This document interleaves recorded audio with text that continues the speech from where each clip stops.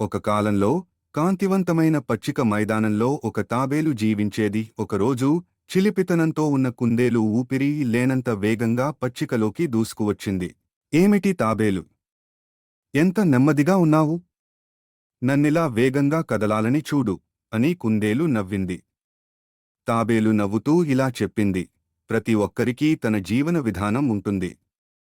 నేను నా మార్గంలో ముందుకెళ్తాను. అకస్మాత్తుగా ఆకాశం మేఘాలతో కమ్ముకుంది.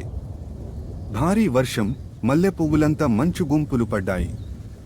కుందేలు తడిసిపోయింది. తాబేలు మాత్రం తన షెల్లో సురక్షితంగా ఉంది. వర్షం తనను ఏం చేయలేకపోయింది. తడిసిన కుందేలు తాబేలు దగ్గరకు వచ్చి చెప్పింది, నన్ను లోపలికి రానివ్వు తాబేలా. నిన్ను ఎగతాళి చేసినందుకు బాధగా ఉంది. తాబేలు దయతో కుందేలును లోపలికి ఆహ్వానించింది. ఇద్దరూ కలిసి వర్షాన్ని జయించారు.